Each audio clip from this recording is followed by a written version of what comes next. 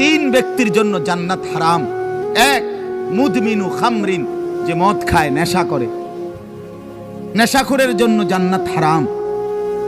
নেশাখোর, মদখোর, গাঞ্জাখোর, ফুট্টাখোর, বাবাখোর, ডাইলখোর,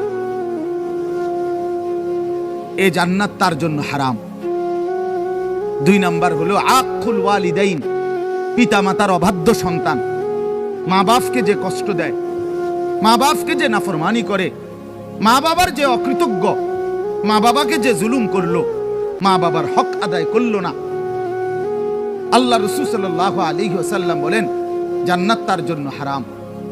আর তিন নাম্বার, শুনতেছেন সবাই? সজাগ তো সবাই?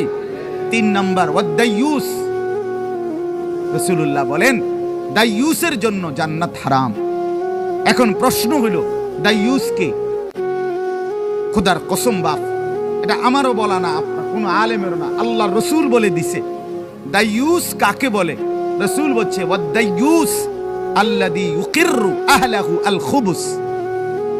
দাইয়ুস বলা হয় ওই পুরুষকে, ওই ব্যক্তিকে যে তার স্ত্রী সন্তান পরিজনের জন্য গুনাহ, অশ্লীলতা, নাফরমানিকে স্বীকৃতি দেয়, মেনে নেয়, গ্রহণ করে নিছে।